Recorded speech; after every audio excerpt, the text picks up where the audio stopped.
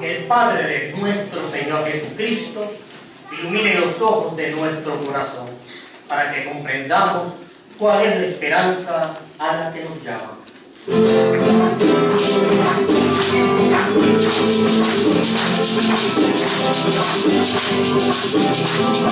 Aleluya, aleluya, palabra de Dios, aleluya, aleluya, aleluya, palabra de Dios, aleluya. El Señor esté con ustedes. Y con su espíritu. Lectura del Santo Evangelio según San Marcos.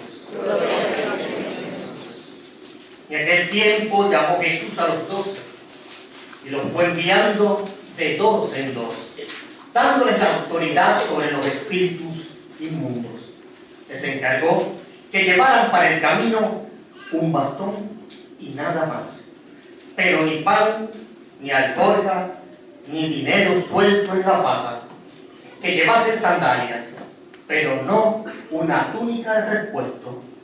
Y añadió: quedaos en la casa donde entréis hasta que os vayáis de aquel sitio. Y si un lugar no os recibe ni os escucha, al mancharos, sacudíos el polvo de los pies para probar su culpa. Ellos salieron a predicar la conversión, echaban muchos demonios, ungían con aceite a muchos enfermos y los curaban. Palabra del Señor. Gloria a ti, Señor Jesús. Tu palabra da vida, confío en ti, Señor. Tu palabra es eterna, en ella esperaré. Tu palabra da vida, confío en ti, Señor. Tu palabra es eterna, en ella esperaré, en ella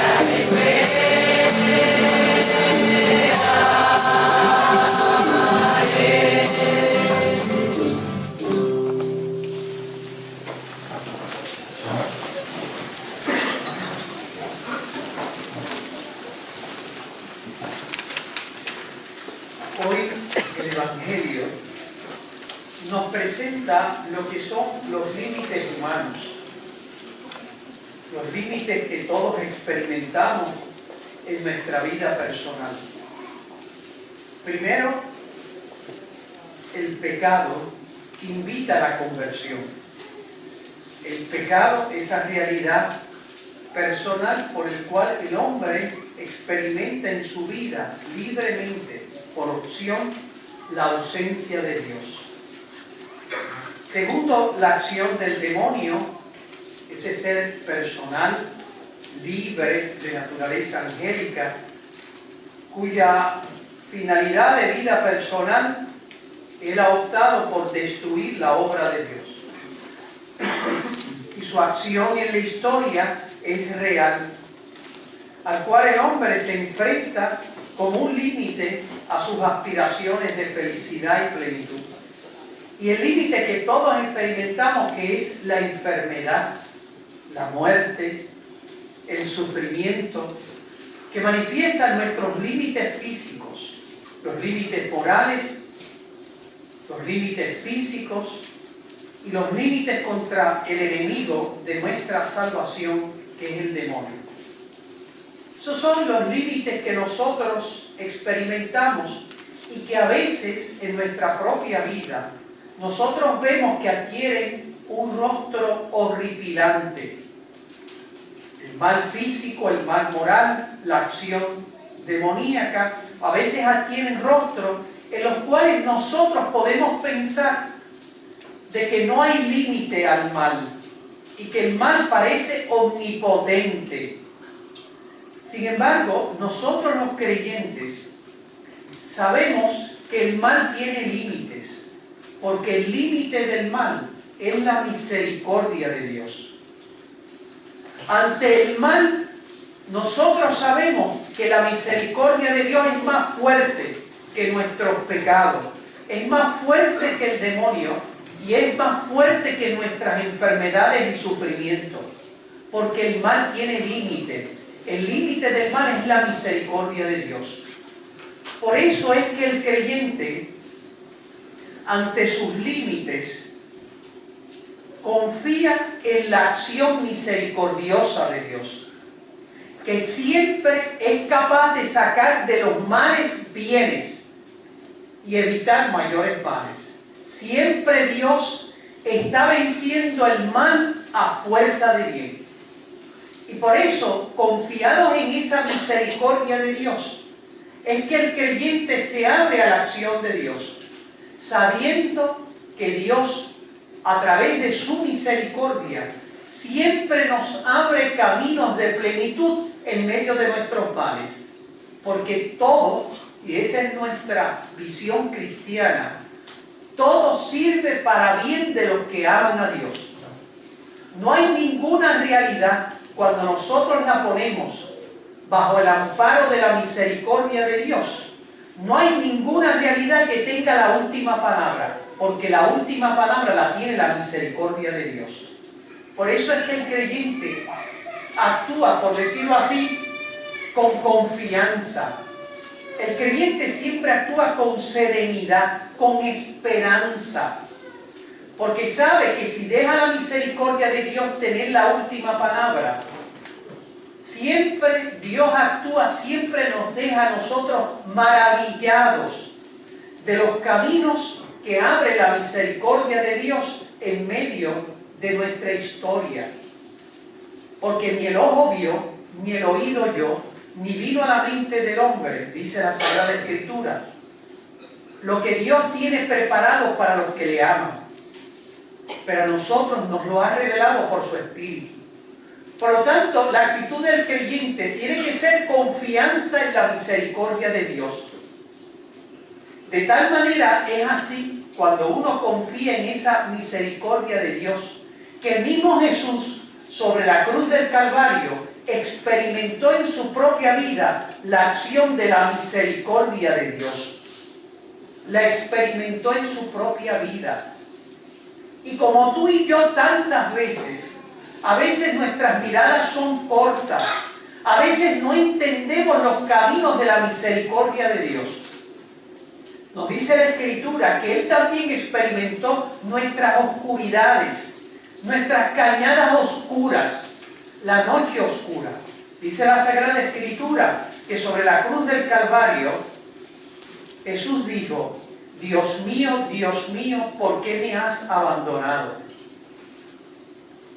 Es decir, los mismos por qué que tú sientes en tu vida ante tus límites humanos, en los que parece a veces tú experimentar un silencio, Jesús nos dice cómo Él superó ese límite, esa oscuridad, ese no saber entender, poniéndose en las manos de la misericordia de Dios. Padre, en tus manos encomiendo mi espíritu, y dejando que esa misericordia tuviese la última palabra. Por eso Jesús hoy invita a la conversión del pecado, invita a la libertad ante las acciones del maligno, e invita ante la certeza de la esperanza de la curación, ante nuestras enfermedades, ante la muerte y el sufrimiento. Él, su misericordia, es la que va a tener la última palabra. Juan Pablo II, en el último libro que escribió antes de morir, titulado Identidad, dice él lo siguiente, que él, en la propia vida de su Polonia nativa, en la que ellos experimentaron dos regímenes de naturaleza totalitaria, como era el nazismo y el comunismo, que ambos con sus secuelas de muerte y de mal, en las que parecían omnipotentes, porque los de mi generación nos crecimos nosotros viendo la Unión Soviética y parecía un imperio que no había nada que lo pudiese destruir. las fuerzas represivas que ellos habían desatado, los gulag, los campos de concentración, las muertes que el nazismo promovió, tanto atropello a la dignidad humana. Y él decía ya al final de su vida, decía, el mal tiene límites. El límite del mal es la misericordia de Dios. Y él mismo dice, en esos dos fuerzas del mal, yo vi como la última palabra la tuvo Dios, que siempre abrió caminos de misericordia. La última palabra siempre la tiene la misericordia de Dios. Y por eso el creyente actúa con confianza. Y por eso el creyente deja actuar a la misericordia de Dios. A veces nuestra experiencia humana ante nuestros límites es que nosotros, con esta soberbia que a veces tenemos como cultura, que solos podemos nosotros enfrentarnos al mal y vencerlo, porque esa es nuestra actitud colectiva. Solos podremos vencer. No tenemos necesidad de nadie. No tenemos necesidad de misericordia. No tenemos necesidad de la misericordia divina, porque el hombre con sus fuerzas vence. Y casi como una especie como de fuerza profética, el Salmo nos recuerda, si el Señor no construye la casa, en vano se cansan los albañiles. Si el Señor no guarda la ciudad, en vano vigila los centinelas.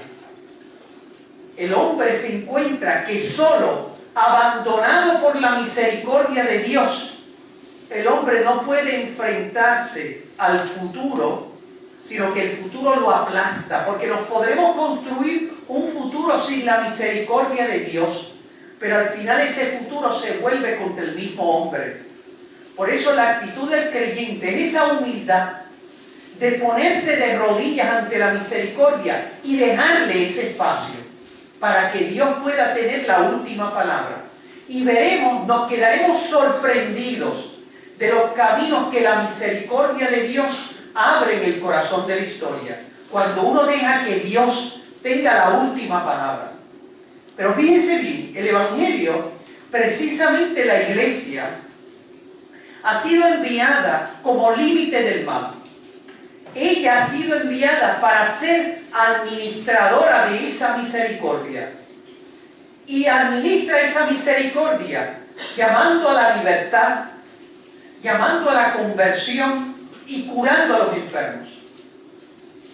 Poniendo, por lo tanto, la historia y sus límites en mano a la misericordia de Dios. Porque cuando a tus límites tú añades esa acción misericordiosa de Dios, porque el mal tiene límites, y el límite del mal es la misericordia de Dios, uno descubre cómo Dios siempre saca de los males bienes, cuando uno deja que Dios actúe en su vida. ¿Y qué hace la iglesia? Es enviada al mundo precisamente para actuar, para ser el límite ante los males que experimentamos nosotros como sociedad. Primero, invitando a la conversión. Segundo, invitando a la libertad. No a la libertad del libertinaje que nos deshumaniza, sino a la libertad de la belleza del bien que nos dignifica. Y a la vez invitando a la salud de los enfermos. Y fíjense, a través de un sacramento específico, que es el sacramento de la unción de los enfermos, que precisamente hoy el Evangelio nos lo habla. Ustedes ven en el Evangelio de San Marcos que de alguna manera se vislumbra lo que es el sacramento. Dice el Evangelio, ungían con aceite a muchos enfermos y los curaban. Fíjense que en el Evangelio de San Marcos vemos que de alguna manera se profetiza ese sacramento que fue proclamado en la carta del apóstol Santiago, donde se dice, ¿está alguno enfermo? Llame a los presbíteros de la iglesia y que recen con él, sobre él, y que lo unjan, dice, con el óleo del Señor. Y si alguno ha pecado, lo perdonará. Por lo tanto, la carta del apóstol Santiago de alguna manera nos presenta lo que es el sacramento de la unción de los enfermos. Los presbíteros que recen sobre él, que lo unjan con el óleo del Señor, y si ha cometido pecado lo salvará, y el Señor lo curará. Por lo tanto, fíjense que a través del sacramento de la unción de los enfermos, nosotros hacemos que los enfermos se le abra ese espacio de la misericordia de Dios, que la enfermedad no sea un momento de límite humano, sino de manifestación de su misericordia. Por eso, el sacramento de la unción de los enfermos, que antes nosotros le llamábamos la extrema unción, se debe recibir, nos afirma la Iglesia, en el Catecismo de la Iglesia Católica, dice lo siguiente: la unción de los enfermos no es un sacramento solo para aquellos que están a punto de morir. Por eso se considera tiempo oportuno para recibirlo cuando el fiel empieza a estar en peligro de muerte por enfermedad o vejez. En ese momento, en el cual, vuelvo a insistir, el hombre experimenta sus límites, es el momento en el cual, por enfermedad o vejez, debemos recibir el sacramento de la misericordia de Dios, que es la unción de los enfermos. Y Dios, en su misericordia, muchas veces da la salud del cuerpo, si conviene para la salud del alma. Pero es siempre dejándole espacio a la misericordia de Dios, para que sea Él el que tenga la última palabra en nuestra enfermedad. No es enfrentar la enfermedad con sentido de derrota y de una manera deshumanizante, sino es enfrentar la enfermedad dejando, como dice el Salmo, aunque camine por cañadas oscuras, nada temo porque tú vas conmigo. Es dejándole ese espacio a Dios, es viviendo esa experiencia de esa especie de humildad del corazón, en el cual uno reconoce que la plenitud de los tiempos, aquel que nos da pleno sentido a nuestra vida humana y a nuestra enfermedad, es precisamente Jesucristo, el seguimiento de su persona. No es el sacramento para recibirlo ya cuando uno está muriendo, ¿verdad? A veces nosotros tenemos esa idea que si uno recibe el sacramento de la unción de los enfermos, uno se muere. Y antes, los viejitos antes, no querían que el sacerdote fuera a ungirlo, porque decía, me unge, muero. Ya veían, ¿verdad? Ya veían la caja de muertos, ya la veían, imagínense. El sacerdote iba vestido antiguamente, ¿verdad?, en una sotana negra, con unas estolas, etc. Y venían con campanas y velas. Ya él veía que era, me acuerdo que Monseñor Fontanes, que en paz descanse, me contaba, que él fue a ver un viejito en el campo, en el centro de la isla. Y le decía al viejito, abuelito, ¿usted se quiere confesar? Sí, quiero. Abuelito, ¿usted quiere recibir la unción de los ¿Usted quiere recibir la comunión? Sí, quiero. Y abuelito, ¿usted quiere recibir la unción de la enferma? ¡Ay, no! Decía que la idea de él era, me unge, me muero. De hecho, aquí recordaba un señor, el sacerdote joven en aquella época, se le tiró encima porque el viejito no había forma de ponerle la unción de los enfermos, hasta que lo pudo ungir.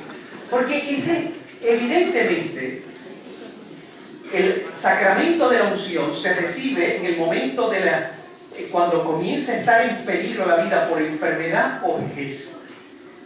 Es un sacramento, por lo tanto, que tiene varios frutos, nos dice el Catecismo. La unión, primero, nos tiene como efecto la unión del enfermo a la pasión de Cristo, para su bien y el de toda la Iglesia. El consuelo, la paz y el ánimo para soportar cristianamente los sufrimientos de la enfermedad o de la vejez. El perdón de los pecados si el enfermo no ha podido obtenerlo por el sacramento de la penitencia. El restablecimiento de la salud corporal si conviene a la salud espiritual. La preparación para el paso a la vida eterna. Por tanto, esos frutos hermosos que se reciben, que en el fondo es dejar actuar la misericordia de Dios, que en el fondo recibo salud si conviene para la salud del alma, porque en el fondo, cuando Dios actúa y su misericordia actúa en nuestra vida, Dios no hace las cosas a mitad. ¿De qué le sirve a una persona ganar el mundo entero si pierde su alma? ¿De qué le sirve al ser humano tener salud o tener dinero si su corazón humano está destruido por el pecado? Si realmente no ha encontrado el verdadero sentido de toda vida humana, la perla preciosa y el tesoro escondido que es Jesucristo. Por eso, en el sacramento de la unción de los enfermos, lo que uno deja es espacio a actuar la misericordia de Dios. Precisamente por eso la Iglesia proclama allí, en medio de nuestros límites, proclama que los límites humanos siempre son superados por el bien de la misericordia de Dios, de manera misteriosa. Y de la enfermedad sale conversión, y de la enfermedad salen nuevos propósitos de dignidad. Y de la enfermedad nosotros sabemos que al final siempre Dios siempre será de salud, porque al final de la historia siempre triunfará la misericordia de Dios. La muerte, la enfermedad y nuestros límites serán superados plenamente. Por eso el sacramento de la unción de los enfermos es parte de ese ministerio de la Iglesia. Miren, yo que lo he podido ver ahora en la enfermedad de mi papá, en estos 3 meses, en la que él ha estado saliendo y entrando, lo he ungido varias veces, y algunos compañeros también. Y él ha estado en situaciones bien extremas, ha salido victorioso. Al principio el médico, que tenía una actitud negativa sobre las posibilidades, el pronóstico de su enfermedad, yo le decía, ni un optimismo irracional, ni un negativismo irresponsable, porque a veces, sin duda, la familia se ciega ante la objetividad de la enfermedad, pero a veces los médicos toman una actitud absolutamente negativa, irresponsable, a veces hasta de tirar toalla. Y por eso la actitud de la unción de los enfermos, que es la actitud de la Iglesia, es una especie como le dejamos el espacio a la misericordia de Dios. Dejémosle que Él tenga la última palabra. No nos cegamos, no tiramos toallas, porque en el fondo lo que ni el ojo vio, ni el oído oyó, ni vino a la mente del hombre, lo que Dios tiene preparado para los que le aman. Por eso todas las obras de Dios, cada segundo de tu vida, cada planeta que se mueve, cada cosa que tú ves, todas, decía el Señor a Sor Faustina en las revelaciones de la misericordia, todas las obras de Dios están coronadas por su misericordia, porque en el fondo la misericordia es siempre Dios sacando de los males bienes, siempre con esa actitud optimista divina que tiene que ser parte de nuestro optimismo humano, en la cual es que lo mejor está por venir. El cristiano nunca tira toalla, el cristiano siempre sabe que hay caminos que la misericordia de Dios abre, porque tus caminos no son mis caminos, decía el Señor a través de los profetas. Por lo tanto, el sacramento de la unción de los enfermos que debemos recibir cuando estemos en peligro de vida por enfermedad o vejez, y que se debe repetir cada vez que las condiciones empeoren, como el caso de mi papá, ha salido ya bueno. Le he abierto yo el camino a través de dejarle espacio a la misericordia de Dios, para que sea ella la que actúe. Hoy precisamente que nosotros estamos celebrando un matrimonio, un aniversario, número 25. Wow, cuando yo nací, ya ustedes estaban naciendo también. Fíjense que a mí me llama la atención. Primero, esto es un matrimonio extraordinario de nuestra comunidad parroquial. Y ellos hacen 25 años, frente al altar y la palabra, tomaron una opción de identidad. Ellos decidieron que ellos querían colaborar con Dios en el propósito divino de hacer feliz el uno al otro, porque Dios, su misericordia, nos ha creado con un solo propósito. No hay otro propósito divino, sino el propósito de hacernos feliz. Y ese propósito, Dios lo ha llevado hasta el extremo de morir por nosotros en la cruz del Calvario. que es la manifestación más grande. Como dice la Escritura, no hay amor más grande que el que da la vida por su amigo. Por eso ese propósito divino de hacernos feliz, Dios no lo cumple solo. Él suscita colaboradores a lo largo y ancho de nuestra vida. Y precisamente el matrimonio no es otra cosa que comprometerme ante Dios y ante los hombres de que yo voy a colaborar con Dios en el propósito divino de hacer feliz al otro. Y ellos hace 25 años han cumplido con fidelidad ese propósito. Y comenzaron en pobreza porque el peregrinaje de ellos ha sido un peregrinaje de un matrimonio joven que se tuvo que abrir camino en la vida, no en las rosas, sino en la adversidad. Sacar adelante pobreza, sacar adelante familia, sacar adelante, porque la vida, eso es parte de la vida, y esa es parte de la colaboración en ese propósito divino de hacer feliz al otro. Pero lo interesante, que ese primer aspecto del matrimonio, que ellos han vivido generosamente,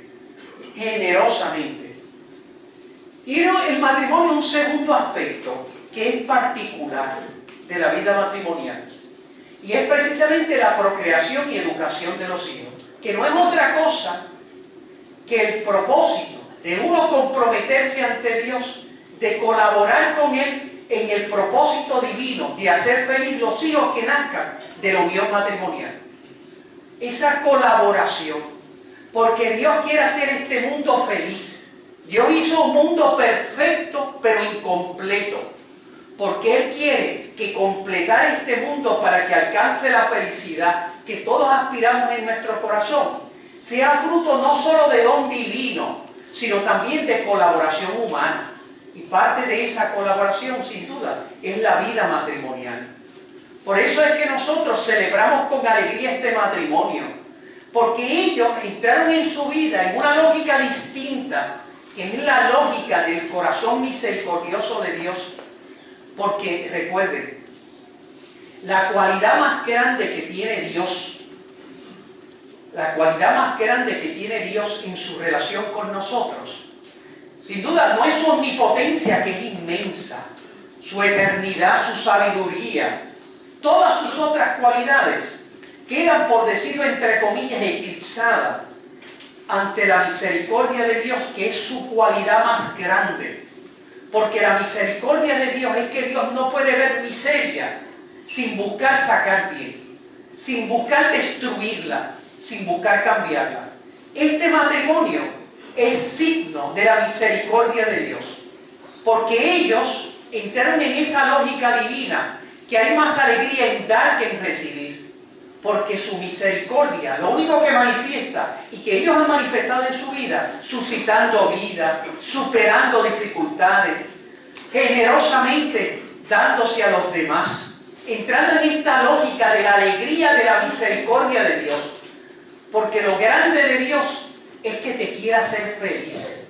Y por eso ningún creyente, ninguno, puede desesperar ante los males de su vida.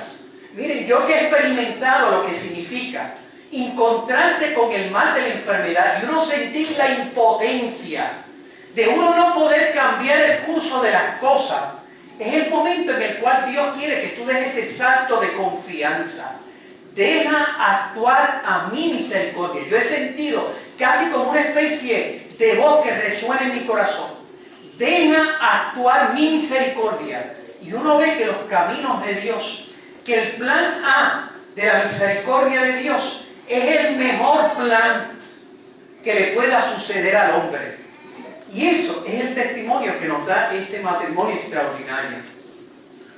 Por eso los encomendamos y encomendamos a sus hijos con generosidad. Y por eso también hoy, por último, vamos a tener la dicha de que una hermana nuestra va a dar su primer paso de recibir el encuentro con la misericordia de Dios encarnada en la Eucaristía. Va a ser su primera comunión. Y va a recibir ese hermoso encuentro. Y va a experimentar lo que experimentaron los apóstoles. Como Jesús daba consuelo a los enfermos, curaba a los que estaban enfermos, daba misericordia, sacaba del pecado, abría caminos nuevos para tener el encuentro con la misericordia de Dios. La encomendamos a la Virgen María, sabiendo que la Virgen, Madre de Misericordia desde el cielo, intercederá por todos nosotros para que abramos nuestro corazón a la acción misericordiosa de Dios. Así sea. Amén.